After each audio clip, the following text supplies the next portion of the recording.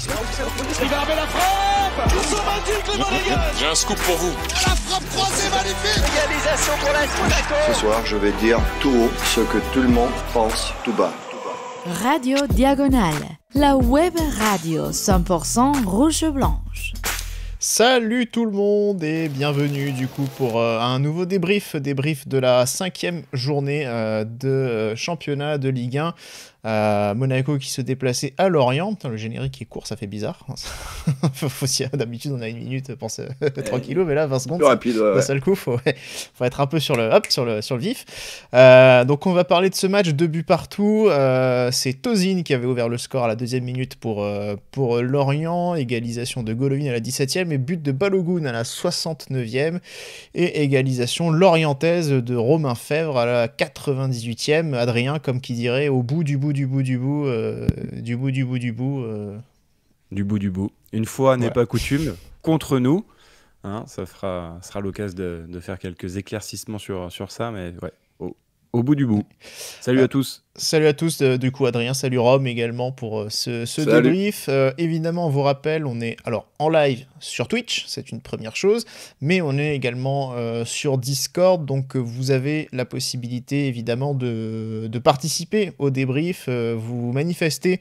Il y a un petit salon qui s'appelle le Standard. Le Standard. On n'est pas le Standard de Liège, nous. Vous manifestez dessus. Vous allez, vous nous dites si vous voulez réagir sur un sujet ou un autre, et puis on vous bascule, on vous fait passer à l'antenne. Voilà, on va débuter du coup avec le j'aime pas. Donc, écoute, Adrien, je te laisse débuter. Oui, alors ce que j'ai aimé, c'est que une nouvelle fois, sur ces 5 matchs qu'on a eu le droit de voir, on s'est éclaté, on a pris du plaisir. Il y a une emprise tactique, il y a une équipe qui essaye d'imposer aussi son jeu, qui prend un peu la maîtrise du jeu. C'est vraiment quelque chose que j'apprécie. Donc Hutter a su très rapidement, on va dire tactiquement, on va omettre peut-être le match d'ouverture qui est une mise en bouche contre Clermont, mais où tactiquement ça a l'air plutôt rodé, où il a su tout de suite s'installer. Ça me fait aussi un peu penser à Tudor et l'OM de l'année dernière, qui avait aussi très bien démarré, qui avait su tactiquement tout de suite proposer quelque chose et que les joueurs suivent. Voilà, donc c'est encore une fois du plaisir. Et ce que j'ai moins aimé, du coup, au-delà du scénario et du fait qu'on est souvent mené au score à l'extérieur, c'est le fait qu'on se fasse trop souvent rattraper dans le temps additionnel. On a beaucoup de déconvenus en notre défaveur, et c'est rare que le cas inverse, c'est rare que nous, on puisse inverser la tendance, gagner un match ou tout simplement rejoindre notre adversaire dans le temps additionnel.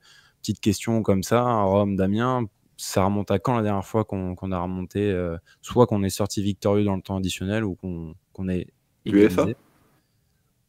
Voilà, Coupe d'Europe, je pense.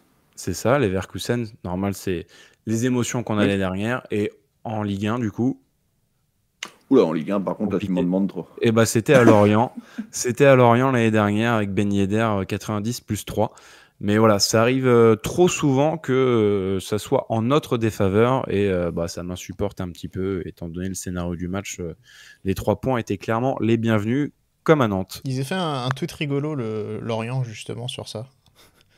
Sur les matchs, sur à chaque fois, les derniers buts, c'était quoi déjà? C'était rigolo, c'était 6 confrontations à 2-2, 2006-2007, Monaco égalise à la 50e, 2009-2010, Lorient égalise à la 80e, 2013-2014, Monaco égalise à la 87e, 2020-2021, Monaco égalise à la 93e, 2022-2023, Monaco égalise à la 93e, et 23-24, Lorient égalise à la 97e. Je crois que théoriquement c'était plus la 98e, si je ne m'abuse, mais bon. Voilà. Oui. C'est le but le plus tardif de Lorient d'ailleurs en Ligue 1, stat relevé par Opta. En même temps, vu l'allongement du temps additionnel, c'est vrai que c'est de plus en plus... On avait marqué d'ailleurs aussi. drôle. Oui, ouais. Bon, allez, on a assez perdu de temps. Merci pour ton j'aime qui a fait la longueur de 3 points complets. Adrien, vas-y Rome, à toi. C'était son j'aime pas, pour être précis. Oui. Alors moi, ça va être rapide. J'ai aimé la qualité de jeu globale qu'on voit depuis le début de saison, mais qu'on a encore vu ce week-end, même si c'était peut-être pas le match le plus abouti. Et j'ai du coup beaucoup aimé aussi, et on en parlera dans les tops et dans les flops en l'occurrence, l'entrée de Balogun, qui a quand même fait beaucoup de bien, apporté beaucoup de choses au-delà de son but. Il peut très clairement s'installer assez rapidement à la pointe de l'attaque, en tout cas de par son profil. Et enfin, j'ai pas aimé, j'ai pas aimé en domino, parce que j'ai pas aimé la compo finale de l'équipe. On termine quand même avec une ligne de 5 milieu plus piston entre jeunesse et manque de niveau clair. Mais tout ça part pour moi de l'erreur de coaching de la sortie de Fofana qui jusque-là faisait un excellent match. J'ai pas trop compris sa sortie. Après, Hutter n'a pas de chance puisque Zacharias blesse et à la 78e et du coup on joue une vingtaine de minutes sans lui, sans Fofana en plus, alors que c'était clairement la force de l'équipe depuis le début du match. Il n'a pas voulu replacer Magassa plus au milieu de terrain, donc on s'est retrouvé avec Caillot au milieu de terrain. Le tout en plus, on le savait, avec la suspension de Camara. Enfin, ça fait beaucoup de choses qui font qu'on a terminé quand même avec une équipe qui était potentiellement assez bancale défensivement et on a fini par prendre ce but en toute fin de rencontre où même s'il y a plusieurs facteurs et que c'est pas forcément les milieux de terrain qui sont fautifs, je trouve quand même dommage qu'on termine avec une compo si faible parce que très clairement cette ligne de 5 tu joues le maintien avec. On est loin sur les j'aime pas. Hein. Le but, c'est de gagner du temps. Mais heureusement, une fois n'est pas coutume, je vais permettre de cet envolé. Une fois que tout est dit. Voilà. Mon j'aime, eh bien, c'est l'entrée d'Eliott Matarazzo. Alors, elle peut-être donnera l'impression de s'inscrire un peu en contradiction avec ton j'aime pas, Rome. Mais en tout cas, j'ai beaucoup aimé son entrée en jeu. Je l'ai trouvé assez tonique, plein de vivacité, avec des feintes de corps. Voilà, c'est assez agréable de voir ça. Lui qui a un peu tendance, en tout cas, c'est l'année dernière notamment, d'être un peu... de donner l'impression de se cacher un peu dans le jeu, techniquement, de pas trop s'affirmer, et d'être un peu timide. Là, je trouve que justement, il évolue sur ce point-là, et d'ailleurs, je crois que son entrée avec les espoirs en Belgique, c'était un peu du même acabit, donc peut-être une évolution positive pour la suite, on l'espère. Et puis moi j'aime pas, ce sont les entames de match. Alors ce sont en l'occurrence des entames de match à l'extérieur, puisque jusqu'à présent à domicile on a réussi à conserver notre invincibilité. Mais voilà, c'est vrai que nos entames de match sont pas bonnes à l'extérieur. On concède à chaque fois l'ouverture du score contre Clermont, contre Nantes et là contre Lorient. Et surtout, on la concède de manière extrêmement rapide, extrêmement précoce dans les rencontres. Et ça pose un petit problème, je pense. On est à chaque fois entre... alors le penalty à Lorient, à Nantes, c'est à la 3e minute. En tout cas, la faute. Là, on est à la 2e minute. Clermont, le corner, le but de Vitesca, c'est à la 7e minute. Donc c'est très tôt. Alors, on réagit à chaque fois derrière et la réaction est toujours bonne, donc ce qui est extrêmement positif et ça n'implique pas un changement de plan de la part d'Hutter ou quoi. On reste dans ce qui est prévu et ça finit par fonctionner. Mais en tout cas, il y a quelque chose qui ne fonctionne pas dans les débuts de match et voilà, à charge d'Hutter de trouver un petit peu la raison pour laquelle ça ne fonctionne pas. On attaque le 11, la composition. Rome, un seul changement par rapport à Lens avant la trêve. Il se situait au milieu de terrain. Ouais, on le savait, il y avait la suspension de Camara, donc on était content, on allait pouvoir voir Zakaria titulaire, parce que c'est vrai que le match d'avant, il était sur le banc, mais titulaire au milieu de terrain, donc à son poste, a priori, plus de prédilection, et sinon, on reprenait les 10 mêmes autres, logique de ce qu'on avait vu sur le début de saison, et logique également d'attendre peut-être encore avant de mettre Balogun, même si je crois qu'il avait fait un bon match avec les États-Unis, je crois qu'il avait marqué, mais peut-être un petit peu toujours ces histoires de décalage horaire, etc. Mais bon, il a semblé plutôt en jambes quand il est rentré. Hein.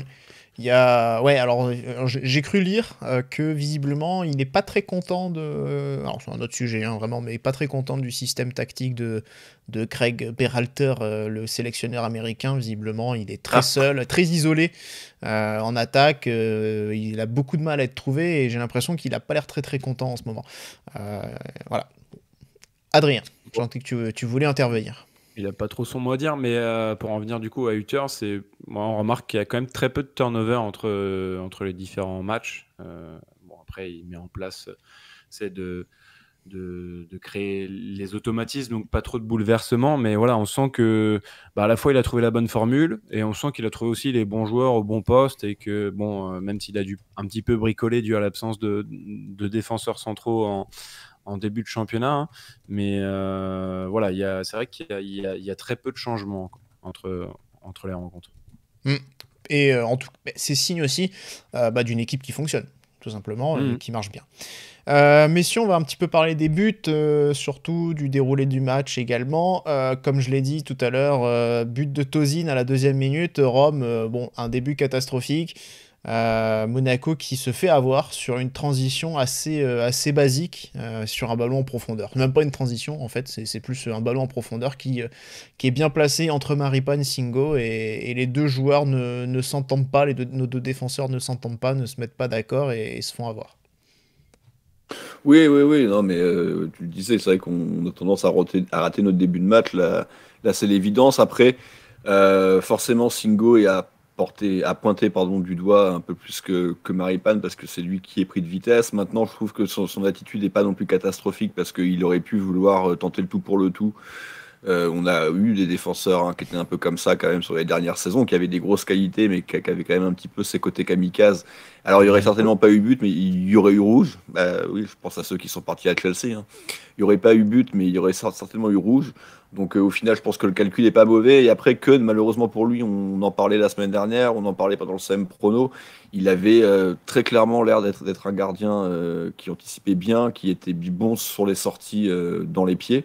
Là, pour le coup, sa sortie est pas géniale. Le geste de Tosin n'est pas non plus extraordinaire et il se fait battre. Et malheureusement, Singo arrive un poil trop tard pour dégager. Maintenant, et ça revient avec mon point de la qualité de jeu global, c'est que ce qui est agréable pour l'instant depuis le début de saison, même si on prend des buts très tôt, tu sens que tu es tellement au-dessus que tu vas revenir au score et marquer des buts, ça va pas être un problème en fait.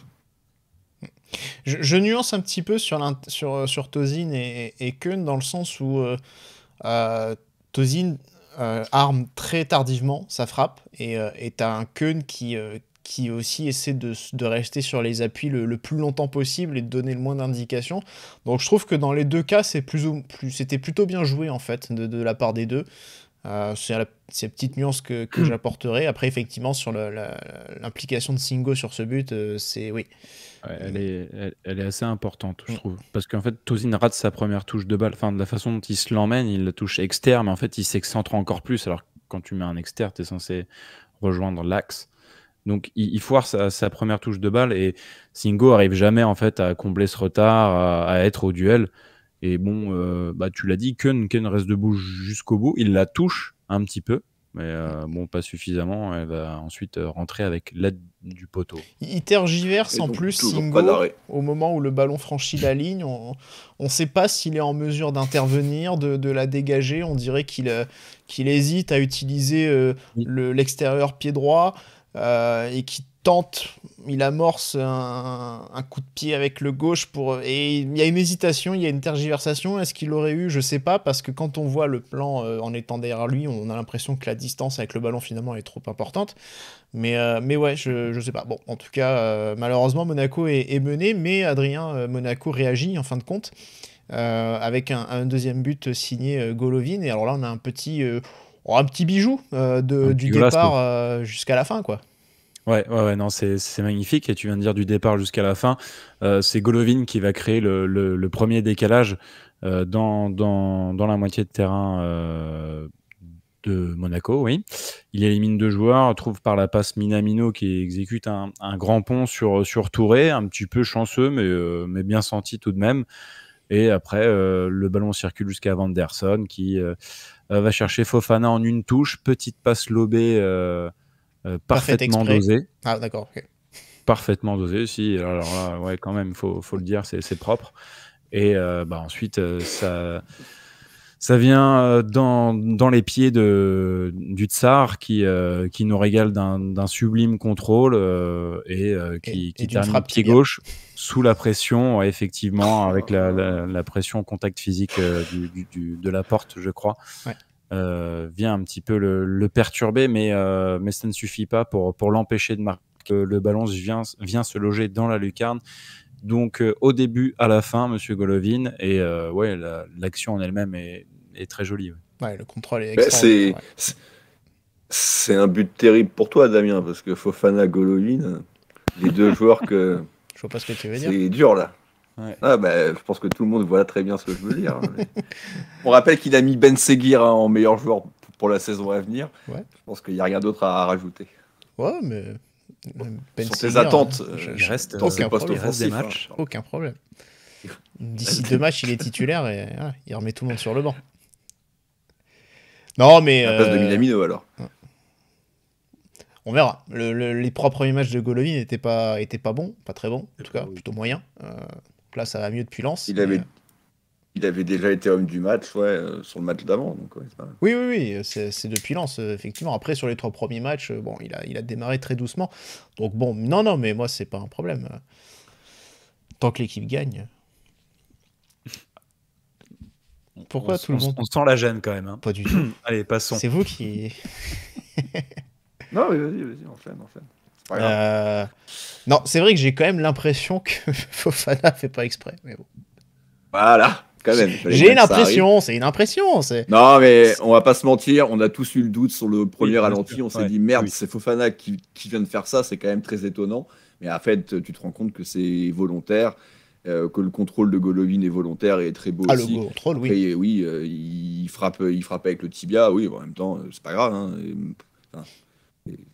C'est la finition qui compte. La balle au moins elle part bien droite en pleine lucarne. Non, le but est magnifique. Il y a rien à dire. Et c'est vrai que par contre c'est étonnant évidemment de voir Fofana réaliser un tel geste. Ça, on peut pas dire le contraire, mais dire que c'est pas volontaire, ça c'est de la mauvaise foi. C'est pas moi, c'est Boris qui l'a dit. Oui, qui ça oui. Justement, on parle de Fofana. On l'a vu très très haut sur le terrain. On a vraiment remarqué aussi un double pivot qui fonctionne de manière un petit peu différente de ce à quoi on pourrait penser. C'est-à-dire on pourrait imaginer avec Zakaria, un Fofana, un double pivot, ou même quand c'était Camara sur les premiers matchs, un double pivot qui essaie de jouer à peu près à la même hauteur, de s'aligner un petit peu pour resserrer l'axe. Et en fait, c'est pas du tout le cas. C'est plutôt un positionnement devant, derrière, avec un Zakaria vraiment en sentinelle, très bas, un Fofana très haut avec une ligne de 4 sur le pressing, en premier rideau pour le pressing. Alors, le problème, c'est qu'on a un peu l'impression de voir des fois une équipe un petit peu coupée en deux, quand on voit qu'il y a beaucoup d'écart comme ça sur certaines phases. Ça va laisser quelques opportunités, notamment à Fèvre aussi, d'aller se glisser un peu entre les lignes, et à Ponceau aussi de bien s'intercaler, ça l'a aidé. Mais voilà, globalement, Fofana, un joueur qui a joué très très haut, et qui joue assez haut depuis le début de la saison, ce qui est assez surprenant, en fin de compte. Ouais, c'est vrai, il joue très haut, hein, non, que ce soit même sur les 5 matchs qu'on a vus, que ce soit Camara ou Zakaria, voilà, il y en a toujours un en fait pour assurer l'équilibre. Après, tu as parlé des espaces qu'il peut y avoir dans le dos. C'est au piston, au final, de faire ce boulot aussi, de bien revenir, de bien occuper l'espace. Après, on remarque quand même qu'avec cette tactique, évidemment, à notre avantage, quand on arrive dans la surface adverse, présent dans la surface, avec toujours un des deux pistons. Et bon, faut pas s'étonner qu'en face sur une transition rapide ou sur un contre, on n'ait pas forcément le temps de tous revenir. Donc ça a ses avantages et ses inconvénients. Après, je pense qu'on prend tous notre plaisir et pourvu que ça dure, en fait, pourvu que ça continue. Mais Voilà, je pense que c'est après au piston de faire encore plus l'essuie-glace. C'est vraiment le sale boulot, mais ouais. Euh, bon, globalement, Monaco a pas mal, a pas mal dominé la rencontre. Alors, il y a la deuxième période qui est un petit peu, à quelques occasions lorientaises, mais Monaco va prendre l'avantage. Donc, Rome, tu parlais de Balogun, justement. Buteur sur son entrée en jeu à la 66e. Il y a 3 changements simultanés de la part d'Adi Hutter, notamment celui de Fofana, dont on pourra reparler aussi un petit peu plus tard, remplacé par Akliouche.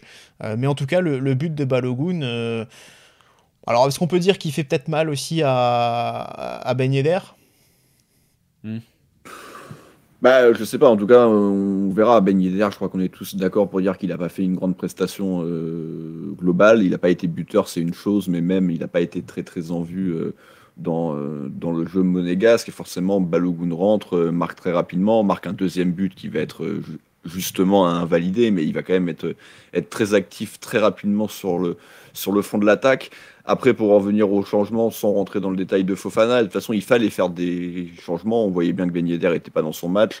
On avait un peu peur peut-être qu'il attende un peu trop longtemps, parce que c'est vrai qu'il avait tendance depuis le début de saison quand même à faire ses remplacements assez tard. Ouais. Là, il les fait un peu plus tôt, 66e, donc le x3. Alors, pas forcément fan, hein, évidemment, de la rentrée de Crépin Diatta, même si Van der Sar n'était pas au mieux, mais ça reste Crépin Diatta pendant une demi-heure, moi ça me pose problème. Et surtout, bah, je l'ai dit, hein, moi j'ai quand même pas compris la sortie de Fofana. Moi j'aurais bien fait sortir Minamino, qui pour le coup réalisait une prestation plutôt décevante, alors qu'il avait encore une fois fait un super début de saison. Et là on avait un Minamino quand même un peu plus moyen, donc c'est plutôt à cet endroit-là que j'aurais Ouais. fait rentrer Mais alors, tu vois, Akliouche. pour Minamino, juste pour faire une petite parenthèse, mais au moins, ce qui me rassure, c'est que même si son match n'est pas forcément très bon, en tout cas plutôt moyen, Non, c'est pas catastrophique. voilà, oui. on est absolument pas Non. sur le même type de match que ce qu'il faisait l'an dernier. Donc, ce qui rassure un petit peu, parce qu'autant on pourrait se dire que sur les 3 premiers matchs, il était peut-être un peu en sur-régime, éventuellement. Mais au moins, là, le match qu'il fait contre Lorient, il y a quand même ce grand pont qui est quand même magnifique. Mais au moins, on voit un joueur qui fait pas de fautes techniques, qui fait pas d'erreur dans ses choix, voilà, qui est quand même présent. Donc c'est rassurant. C'est-à-dire qu'au moins, même s'il fait un match décevant, il n'est pas sur les bases catastrophiques de l'an dernier, ce qui fait que du coup, on sent bien que c'est un joueur qui est complètement transformé par rapport à sa première saison chez nous. Pour revenir du coup, alors, on nous demande est-ce que vous pensez que Myron Boadou va marquer un autre but cette saison? C'est une question sérieuse de Notorious Monégu. Il faut qu'il rejoue avant le Oui, mercato hivernal, forcément. parce qu'il sera tradé, je pense, mais oui. Je précise qu'il a quand même un but en 5 minutes de temps de jeu, ce qui en fait quand même le meilleur ratio de l'effectif. Hein. On pourra dire ce qu'on veut, mais même Balogun, il fait pas mieux. Peut-être même du championnat, hein, peut-être Et même d'Europe. sur- d'ailleurs- Ah oui. Il y a des D'ailleurs, chances. Balogun qui est buteur quasi sur son premier ballon, voilà, il a simplement imité ce qu'a fait Boadou plus tôt dans la saison après son entrée Contre à Nantes. Nantes. Exactement, voilà, c'est ça. Donc non, La Lorenzo, comparaison s'arrête là. Source d'inspiration. Lorenzo, tu es mauvaise langue du coup, parce que finalement, Boadou voilà, est une inspiration pour ses collègues de travail de l'AS Monaco. Le but, en tout cas, si on peut reparler un petit peu de ce but, Adrien, avec encore une fois un certain Alexander Golovin à la baguette. À la baguette. Au préalable, un bon travail d'Akliouche qui fait feinte de se diriger vers l'extérieur et qui repique vers l'intérieur du jeu. Bon, après, je pense un petit peu avec un compte favorable, il arrive à servir Golovin, qui lui fait parler sa justesse technique et sert bien Balogun qui enchaîne rapidement avec 2 touches de balle, pied gauche, pied droit, et il termine pied gauche, premier poteau, un angle fermé mais puissant, précis. Et voilà, on le sent heureux. C'est pas une libération parce qu'il n'a pas tant couru que ça après son premier but sous ses nouvelles couleurs.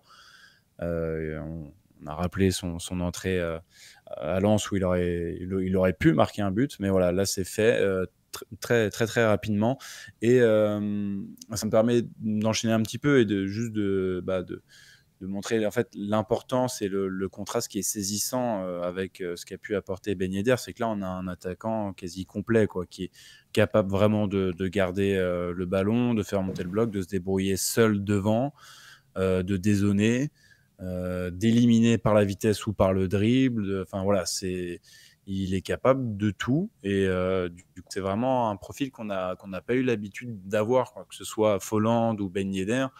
Voilà, c'est des mecs qui marchent bien avec un autre joueur souvent à leur côté. Bon, toujours besoin d'un collectif, mais lui, t'as l'impression qu'il peut se débrouiller un peu mieux seul, quoi. En tout cas, il a plus de Il y avait bagage Mbolo, hein. que Boadou. Et oui, il y avait Mbolo, effectivement, excuse-moi.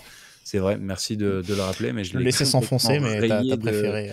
Je l'ai complètement rayé de ma saison, mais Quand même, c'était un peu le meilleur l'an dernier, quoi. ah Donc, oui, non, mais c'est clair. Ouais, mais je l'ai rayé de la saison pour moi, mais voilà. oui, non, mais bien sûr.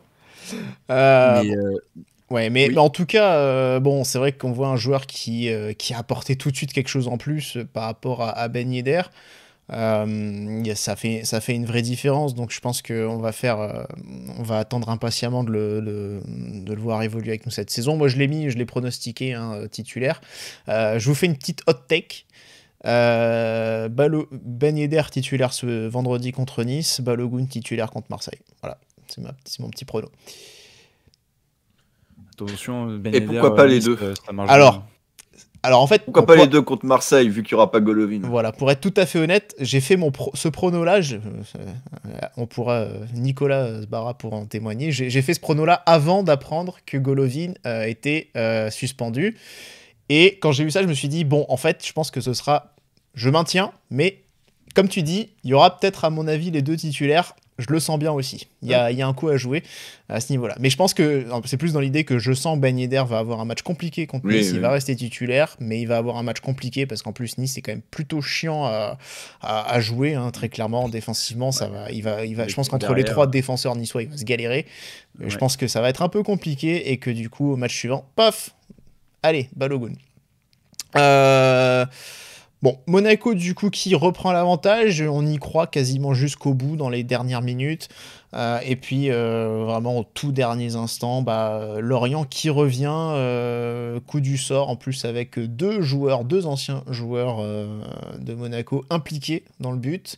Le revenant, Benjamin Mendy, qui adresse un long ballon sur Isaac Touré, et c'est 2,06 m qui prennent le dessus sur Sungutu Magassa.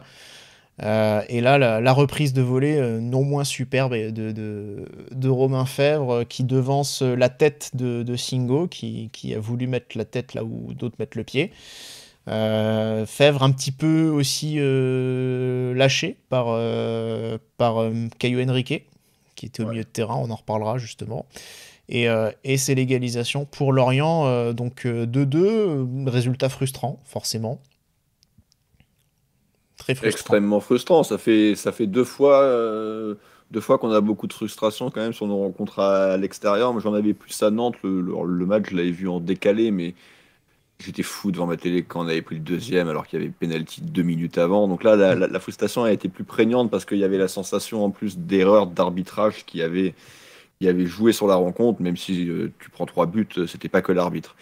Là, hier, oui, la frustration, elle existe évidemment, mais je l'ai un peu moins qu'à Nantes, malgré tout, parce que je trouve en plus qu'on fait quand même un moins bon match que face à Nantes, en tout cas dans le nombre d'occasions, dans la manière de jouer globale. Donc, mais ça reste bien entendu frustrant quand tu prends un but à la 98e. Par contre, j'ai vu beaucoup de gens qui gueulent justement sur le fait que ce soit la 98e. Moi, je suis de toute façon plutôt pour faire respecter des longs temps d'arrêt de jeu. Donc moi, 6 minutes, ça ne me choque pas. Après, on sait très bien que de toute façon, ça va rentrer dans le rang, cette histoire-là. Et très rapidement, on va retourner à des histoires de 3-4 minutes. Et à partir du moment où il y avait 6 minutes, c'était logique que ça aille jusqu'à 8.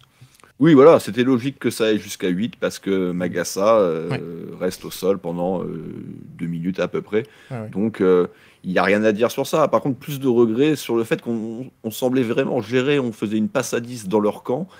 Et puis, voilà, on a tenté le petit coup de folie. On s'est dit, Balogun, allez, sur un contrôle, il peut peut-être le faire. Malheureusement, le ballon est perdu. Et puis, 30 secondes après, tu te fais égaliser.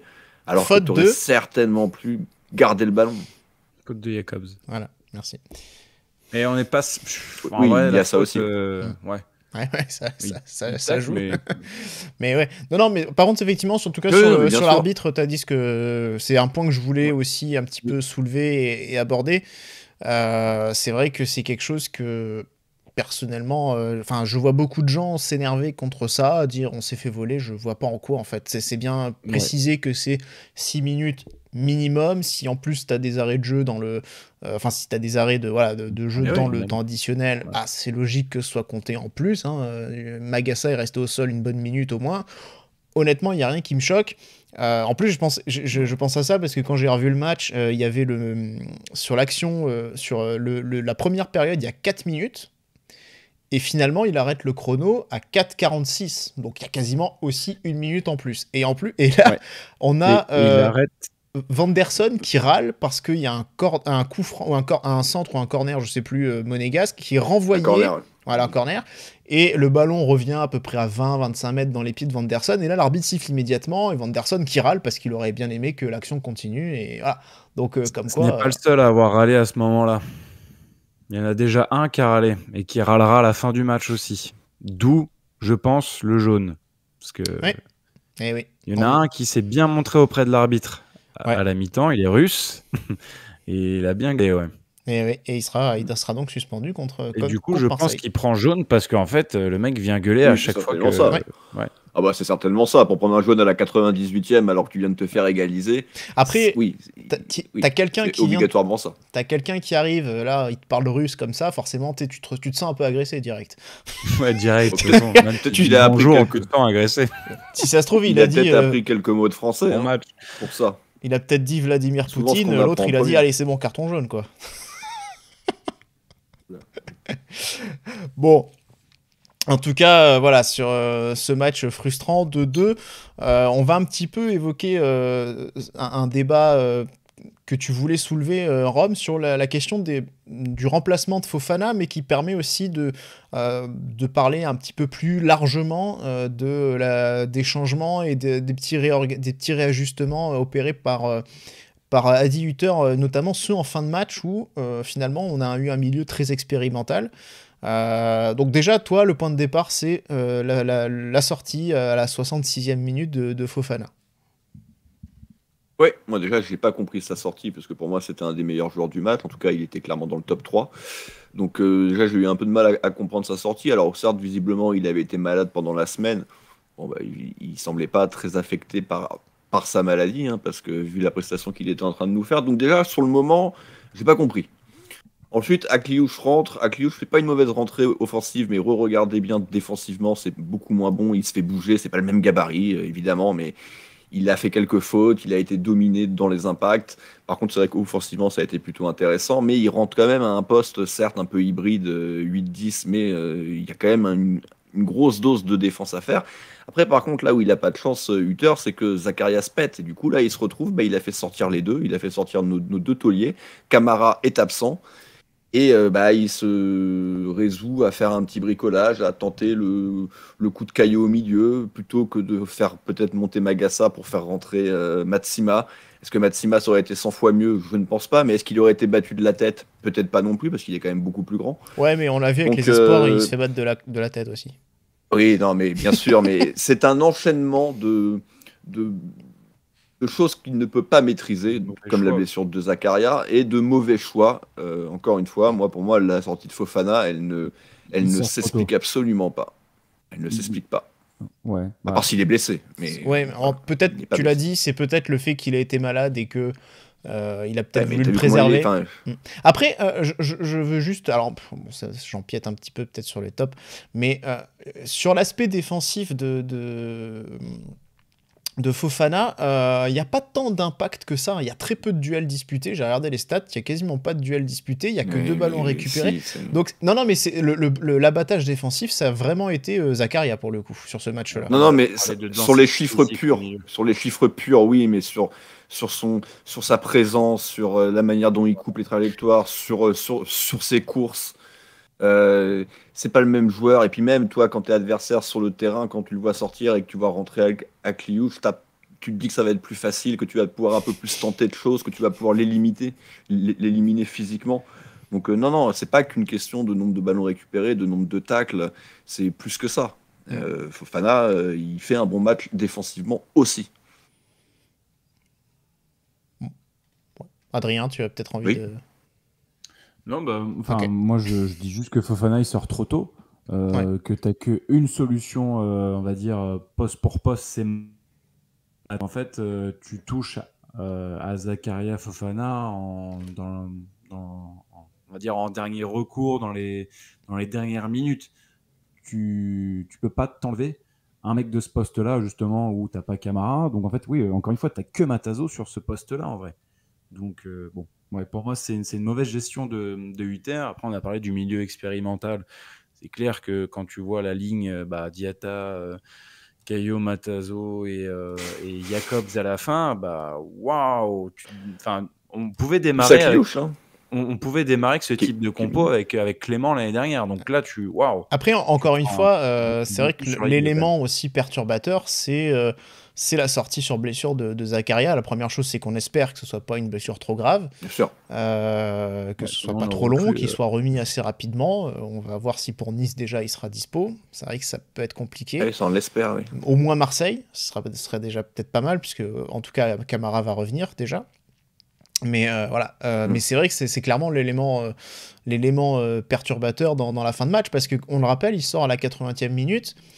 Et derrière, avec les 8 minutes, c'est vrai que c'est quasiment, comme tu disais, Rome, tout à l'heure, 20 minutes de jouer avec un milieu Caio, Henrique, Matazo, un double pivot Caio, Henrique, Matazo, qui clairement, je pense que n'ont jamais évolué, travaillé comme ça à l'entraînement tous les deux. Je pense que... Oui, mais on s'en sort plutôt bien. On s'en sort bien. Oui. On n'est pas dominé, on n'est pas reculé. On a même cette phase de gestion dont vous parlez. On fait circuler le ballon, Enfin, non, franchement, l'équipe se comporte bien, malgré ce milieu expérimental et tout, et qu'on a envie de vomir quand on voit certains joueurs entrer, mais on se comporte bien. C'est pas catastrophique. Mais tu perds en taille, tu perds en densité physique, et au bout du bout, tu es un peu battu sur ce genre de choses quand même, et tu fais rentrer des joueurs qui font des fautes, qui coûtent aussi le but de la fin. C'est tout un enchaînement. Par contre, c'est vrai que Zakaria, c'est quelque chose que tu peux difficilement prévoir, mais tu prends le risque en te disant je fais sortir Fofana. On est au foot, hein, tu peux pas refaire rentrer les mecs, t'es pas comme dans d'autres sports. Donc là, s'il sort, il sort. Et du coup, tu te dis faut pas que Lotis se blesse. Manque de bol, Lotis est blessé. C'est vraiment la faute à pas de chance, hein, mais c'est comme ça. Ça me rappelle un peu l'an dernier face à Rennes, où tu fais sortir Ben Yedder après le carton rouge. Manque de bol, tu as un penalty 2 minutes après et tu n'as plus de tireur. Là, tu fais tirer Dizazi, il le rate. Et tu perds 3 points à cause de ça. Ouais, c'était pas de bol, mais c'est un risque que tu prends, et malheureusement, tu l'as pris en pleine gueule, ce risque. Ouais. Voilà, faute à pas de chance, quoi. Ça fait partie aussi des choses, hein, la réussite par moment. Mais c'est vrai. Pourtant, le paradoxe, c'est que... Ouais, en plus, le pire, c'est que sur le but, comme on disait, c'est un Caio Henrique qui lâche le marquage de Fèvre. Donc finalement, un de tes deux milieux est directement aussi, ou indirectement, impliqué sur ce but-là. Qu'il soit latéral ou milieu, généralement, il lâche. C'est pas le plus rigoureux sur l'aspect défensif, ça, on te l'accorde. Mais c'est vrai que peut-être à ce moment-là, si c'est un autre joueur. Zakaria aurait peut-être pas fait cette erreur, ou peut-être que Zakaria aurait été plus dans la surface. Plus collé, il aurait été au duel sur la tête, même sur la tête d'origine de Touré. Enfin, on saura jamais, évidemment. On est quand même 5 ou 6 dans la surface pour 3 l'orienter sur le but, hein, quand même. Ils se regardent tous en champ de faïence. Déjà, t'as Maripane, donc on est 4, mais après. Voilà. Donc voilà. Il joue presque gardien. Il joue deuxième gardien. Voilà, pour moi, ça reste une erreur, et je le pensais sur le moment. Voilà, j'ai dit pour moi, c'était Minamino qu'il fallait faire sortir. Et j'ai pas compris pourquoi il sort Fofana. Si on avait gagné 2-1, j'aurais tout de même dit. J'ai trouvé bizarre de faire sortir Fofana. Même si Zakaria se blesse pas, etc. Mais dans tous les cas, faire sortir Fofana était bizarre. Je rappelle qu'on n'a pas de Coupe d'Europe cette semaine. Oui, voilà. Non, c'est pour ça. Au pire, tu fais rentrer. Si t'as Camara sur le banc, ça peut se comprendre, et que tu fais ce type de changement. Et encore, mais bon. À la limite. Si, parce que moi, j'aimerais bien voir Zakaria, du coup, avec plus haut. encore un Ouais. petit cran plus. Bah, moi je le veux en défense Attends. centrale. Donc, je vais dire, c'est pas très logique. Piano. Il était défenseur Et vu que central, on le Fofana- retrouve milieu. C'est pas mal. Il a déjà monté. Vu que... Ah, mais moi, je le veux en défense centrale. Mais je me dis que quitte à. Vu le nombre d'occasions quand même que se crée Fofana et que Fofana a quand même 2 pieds gauche, on va pas se mentir, même si ça s'améliore, j'aimerais bien voir la qualité de frappe de Zakaria. Ah, tu vois, si je te travaille au corps, dans 5 minutes, tu me dis que sa passe D, elle était pas faite C'est exprès. involontaire. Non, c'est pas ce que j'ai dit. C'est pas ce que j'ai dit. Je dis que j'aimerais bien voir je dis que malgré tout, c'est toujours un peu rageant de dire à la fin du match, putain, il a encore frappé 4-5 fois. Surtout qu'elle est du Et gauche. même si elles étaient pas dégueulasses, tu te dis, putain, avec un mec quand même avec une autre qualité de frappe, Il y en a une belle, hein. peut-être moyen que. Il y en a une belle. Oui, hein. non, mais c'est pas. Celle ça se sur rapproche. M. Ça se Vogo. rapproche. Enfin, il y en a Début de une seconde qui est période. sur M. Vogo, mais il y en a une où il l'oblige quand même à faire à vraiment se détendre. Donc il y en a quand même une qui est belle, hein, de Fofana. On l'a pas dit, mais il y a aussi un deuxième but marqué par Balogun. Alors la frappe est déviée par Minamino, qui est hors jeu. On en a parlé tout à l'heure vite fait, mais oui. Voilà. Ouais, il a juste dit un but invalidé, mais oui. Ouais, pardon. Elle Oui, oui, prenait, c'est- elle je prenait gère une bonne d'autres trucs, direction. Non, mais là, je pense que, enfin, je pense qu'elle est quand même cadrée et qu'elle prend une bonne direction en tout cas, mais ouais, Minamino n'arrive pas. Et voilà encore pourquoi il c'est fallait complètement. faire sortir Minamino. Là, décidément, c'est tout se recoupe. Allez, on va attaquer les tops, messieurs. On va commencer par, je pense qu'on l'homme du match, sans trop de débat possible. Adrien, tu en as parlé, donc Ouais. Alexander Golovin. Alexander Golovin, ouais. Ouais, omniprésent. En première période, c'est 100% de passes réussies. Le gars perd pas un ballon et juste fait une belle ouverture pour la seule occasion de Ben Yedder. Aussi en première période, hein, la seule occasion très, très compliquée, une volée du gauche pour Wissam. Mais bref, bon, il a été présent voilà, partout. Au début, à la conclusion du premier but, passeur décisif sur le second. Brasseur de capitaine. Ouais. C'est rare. C'est mais, peut-être pour cette raison qu'il est allé aussi un peu protester, un peu trop. Ouais. C'est Du peut-être coup, il sait pas le il faire. s'est dit, tiens, il avait le totem d'immunité Faut en plus même lui donner, temps. Il Ouais. s'est dit, c'est Koh-Lanta, c'est bon. Et en fait, non, ça n'a pas Voilà, suffi. donc seul ombre au tableau, c'est de découvrir, grâce à un article de la Diagonale qui fait Oui. plutôt bien son travail, c'est de réaliser que Golovin sera suspendu du coup pour Marseille suite à ce carton intervenu après le coup de sifflet, donc très con. Mais enfin, je sais même pas si c'est après ou pas, mais c'est vrai qu'en tout cas, on l'a absolument pas vu à la télé, hein, ça c'est clair. Non. Et je sais que, enfin après, j'ai pu voir sur Twitter certains qui étaient au stade et qui tweetaient, qui avaient confirmé que du stade, ils avaient bien vu un carton jaune adressé à Vu du Golovin. stade, de toute Ah façon, ouais, on voit mieux, on voit toujours mieux, donc voilà. évidemment. Ça Il est faisait porté longtemps, disparu d'ailleurs celui-là. Mais... C'est vrai. J'ai oublié C'est son pas plus blaze. mal. Non, je sais plus. C'était pas Dave de Monaco, je sais plus quoi. Non. Du coup, je vais parler de Fofana, alors très rapidement parce qu'on en a déjà pas mal parlé, mais oui, Oui. c'est aussi peut-être le deuxième top du match, cette passe décisive justement sur le premier but, qui est quand même qui vient de nulle part, mais qui est absolument parfaitement dosé pour Golovin, et puis beaucoup de travail dans l'orientation du jeu, mine de rien, parce que tu parlais de la seule occasion de Ben Yedder. Juste avant, mais vraiment 1 minute avant, c'est les 2 seules situations de Ben Yedder dans la surface, il y a quand même un moment où il est bien trouvé par Fofana, et Ben Yedder est pas assez rapide pour frapper, pour être plus dangereux, mais en tout cas, Fofana le trouve bien dans le petit espace. Donc voilà, un joueur qui a été précieux aussi, même si je trouve que dans l'aspect défensif pas spécialement, parce que c'était vraiment Zakaria et tu vas en parler Rob, mais en tout cas offensivement il a fait beaucoup de travail et vraiment il a fait un bon match. Ouais, moi ça sera Zakaria, de toute façon vous l'avez compris, hein, j'adore déjà ce joueur et je vais l'adorer toute la saison. Justesse technique, il prend des risques, mais de temps en temps t'as la petite goutte qui perle parce que t'étais habitué, encore une fois, quand Dizazi ou Badiachil faisait ça se terminait souvent pas très bien, mais lui il arrive toujours à éliminer son adversaire, il est impressionnant, il prend de la place, il a une grosse envergure, il est plutôt rapide, il est technique, il est vraiment très très fort, c'est vraiment une excellente recrue. Voilà. Donc Zakaria top de ce match et j'espère qu'il sera de retour pour ce week-end et qu'il sera de retour en défense centrale avec Camara en sentinelle et Fofana toujours dans ce rôle un petit peu hybride.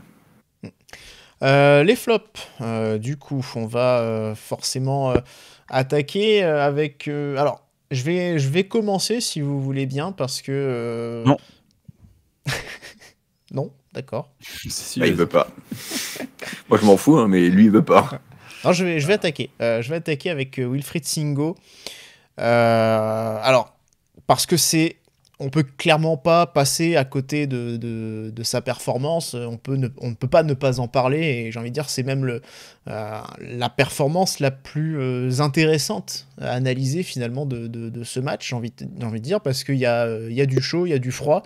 Il y a une faute très clairement, très nette sur le premier but. En tout cas, il est en retard. Il a une charrette que je n'explique pas parce que je l'ai vraiment pas vu comme ça sur les premiers matchs.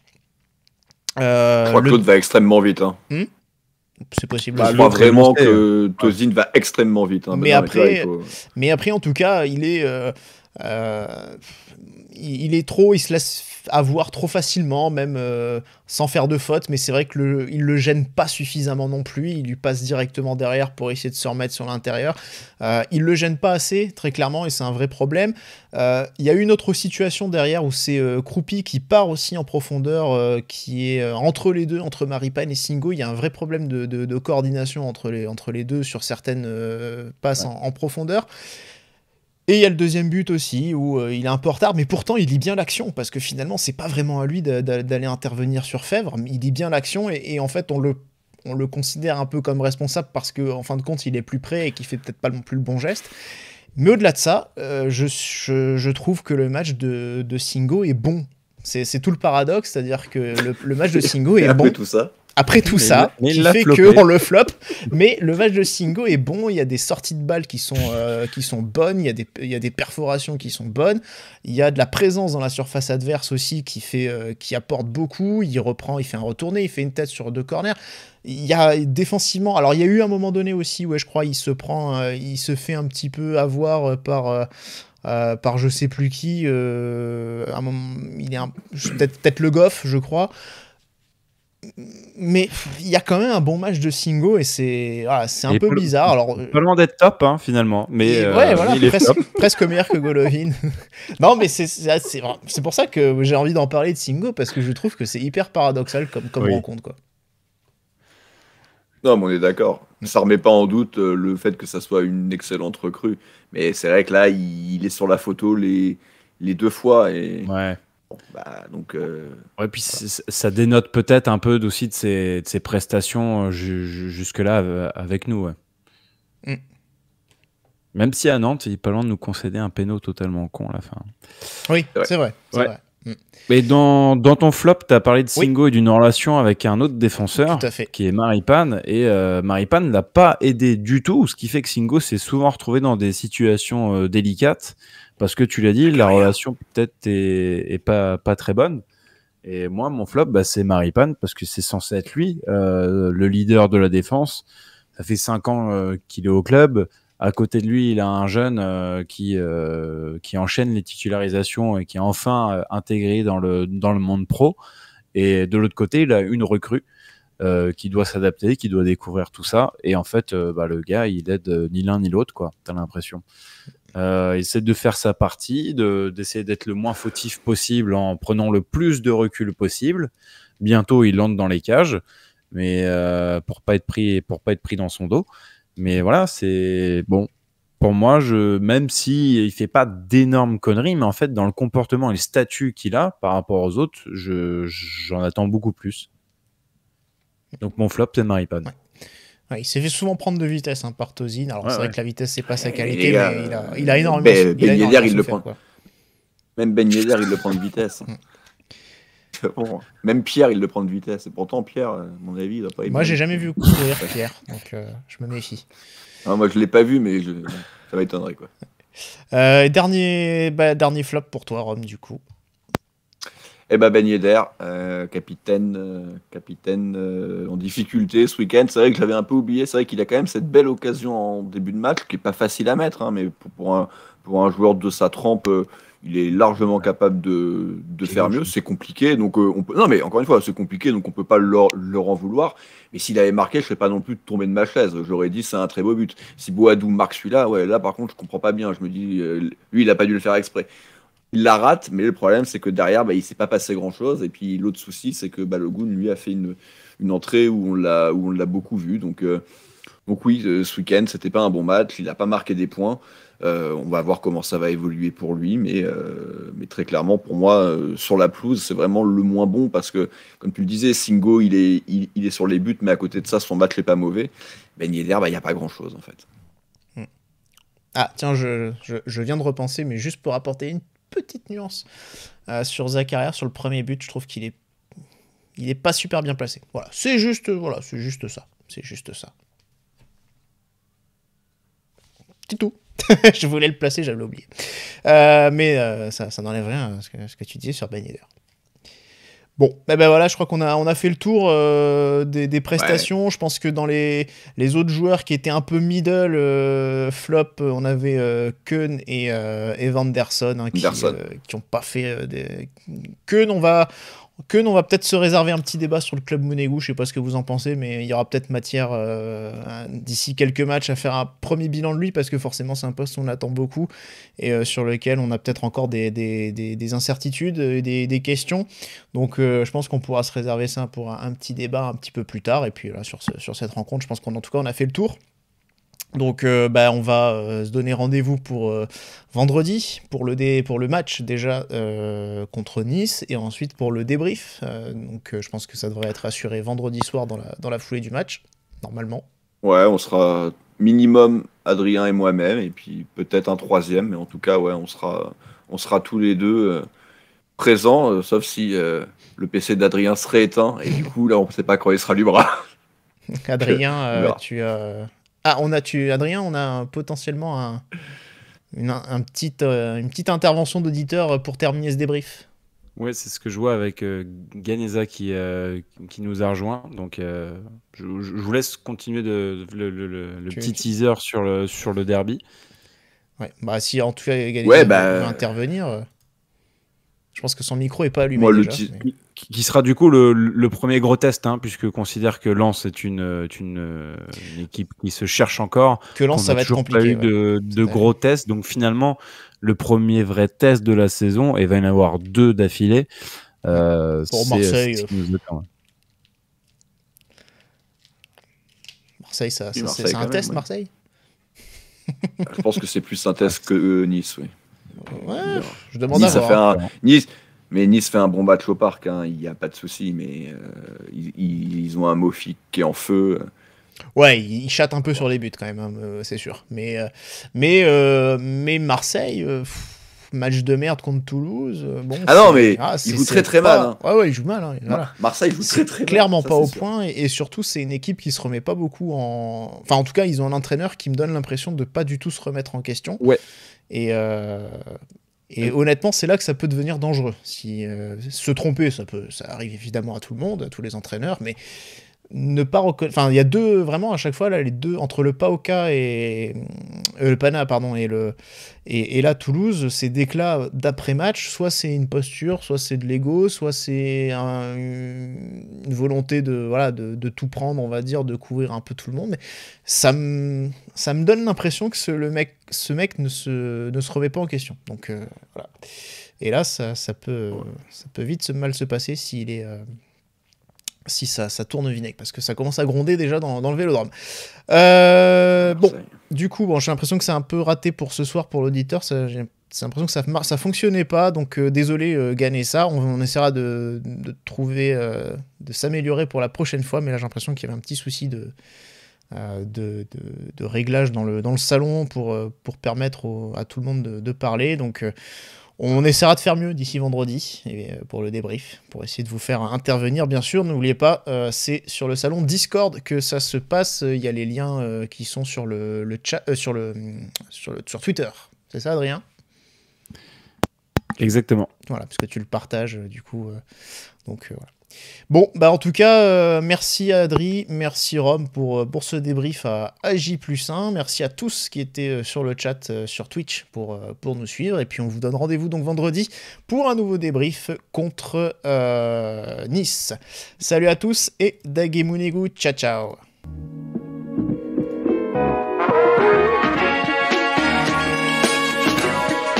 Et bisous.